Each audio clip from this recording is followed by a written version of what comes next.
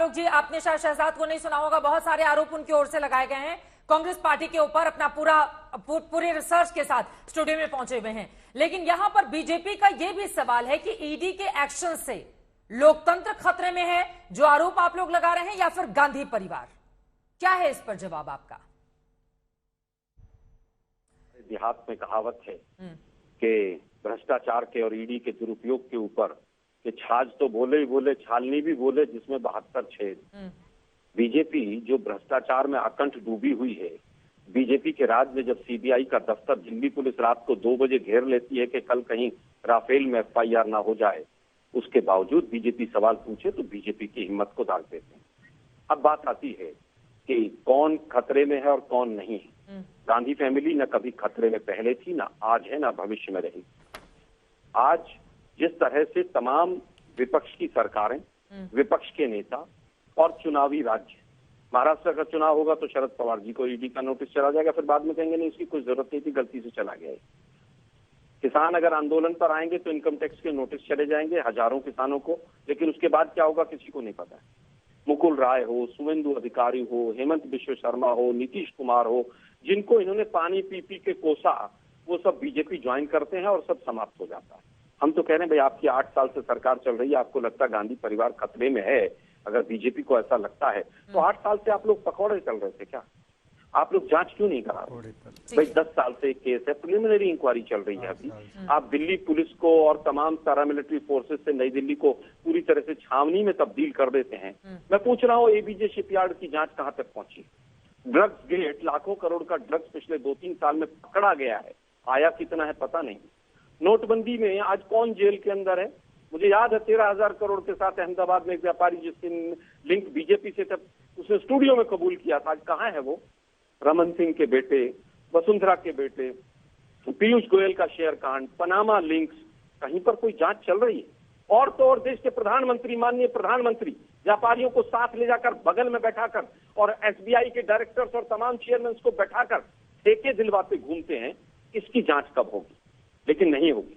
अभी उत्तर प्रदेश के 4 मुख्यमंत्रियों के ऊपर इतने बड़े आरोप लगे, ट्रांसफर पोस्टिंग के पूरा दिल्ली और लखनऊ हो गया, रहे तो इसका मतलब ये थोड़ी नहीं हुआ कि नेशनल हेराल्ड मामले में जो आरोप लगे हैं कौन कह रहा है? दूध का दूध और पानी का पानी हो गया है। चित्रा जी, सर अगर कर नहीं तो डर कैसा?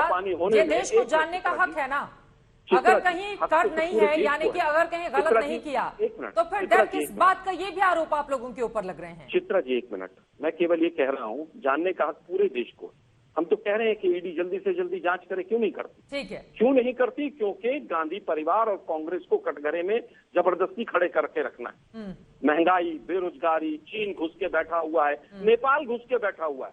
अच्छा, उनसे किस तरह से ध्यान भटकाया जाए, और जिस तरह से तानाशाह शासक करता है कि जो सवाल पूछेगा उसी को जेल में डाल दूंगा। नेपाल कहाँ घुस कर बैठा हुआ है सर? घुस गया है तानाशाह। दूसरी चीज अब मैं पूछना चाहता हूँ, एक हाईकोर्ट के जज ने कर्नाटक में कहा कि रिश्वत के मामलों को दबाने के लिए मेरा ट्रांसफर करने की बात है। नेपाल कहाँ घुस कर बैठा हुआ है? उसने 1 मिनट चित्रा जी, ये काठमांडू नाइट क्लब वाला किस्सा नहीं सुनाना है आपको? ये नाइट क्लब वाला किस्सा सुना रहे? अरे भाई, वो आपके नेता काठमांडू नाइट क्लब गए थे, 9 जगह कहीं घुसा नहीं है, आपका नेता गया था वहाँ पे पार्टी करने। के मीडिया को यूक्रेन जाने का टाइम मिल जाता, चीन बॉर्डर आप पर भी आ गए। पूछ रही हूँ, अभी आपको भी डांट पड़ेगी। नेपाल कहाँ घुस कर बैठा हुआ है? मैं अभी सिक्किम होकर आया हूँ। आलोक जी, नेपाल कहाँ घुस कर बैठा हुआ है? कम से कम आरोप लगाए तो हम उसके पीछे तथ्य तो दें। फिर देखिए, आप मीडिया पर ही आ जाते हैं आलोक शर्मा जी, प्लीज। मीडिया पर डिबेट तो है नहीं। शहजाद जी, आप जवाब दे दीजिए। ठीक है आलोक जी, शहजाद से जवाब सुने, बहुत देर तक आपने अपनी बात कही है। इस संभ्रांतवादी सोच का, कोई पकोड़े तलता है तो कोई बुरा काम नहीं करता, देश बेचने से अच्छा है पकोड़े तलो। परंतु हाँ,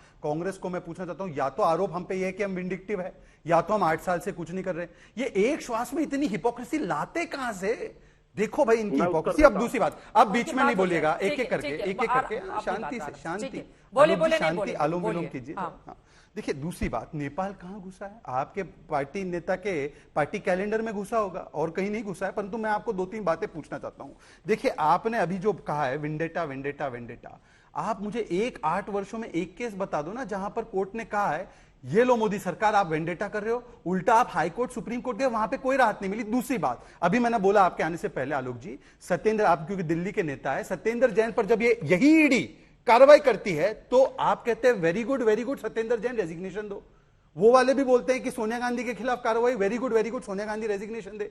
ये चल क्या रहा है? मतलब अपनी सहूलियत के हिसाब से कभी ईडी अच्छी है, हाँ, कभी बात ईडी पूरी खराब हो जाए, है। उसके बाद आप बोलिए। अब आखिरी बात मेरी आ रही हूं सर, उनकी हाँ, बात देखिए बोलिए। महंगाई, बेरोजगारी 29% बेरोजगारी राजस्थान में 1 साल से 20% से ज्यादा है। तो आप वहां पर जाकर बेरोजगारी दूर कीजिए। वहां पर सबसे ज्यादा तेल के दाम है, सबसे ज्यादा इलेक्ट्रिसिटी के दाम है, परंतु महंगाई का बहाना बनाकर भ्रष्टाचार बचाओ आंदोलन नहीं हो सकता। जी लेकिन एक सेकंड, वो लोग कह रहे हैं कि जब जब महंगाई और बेरोजगारी का मुद्दा उठाओ तब तक पीछे लगा देती है ईडी। देखिए, और सिर्फ यही नहीं, दिल्ली से लेकर हर एक हिस्से तक जितने विपक्षी नेता हैं चुन चुनकर सबके पीछे लगा दिया गया है, चाहे वो महाराष्ट्र हो, चाहे वो बंगाल हो, चाहे दिल्ली हो, चाहे दिल्ली में दिल्ली सरकार ये जो मंत्री हैं। 10 सेकंड लूंगा। मैंने तो शुरुआत में ही दिखा दिया कि बीजेपी के नेताओं पर भी कार्रवाई हुई। होता कुछ नहीं है ना, अरे बाद भाई में फिर पता नहीं चलता। तो ये सारे आरोप लग कन्विक्ट रहे हो गए हैं क्या? आप लोगों के ये सारे कन्विक्टेड है क्या?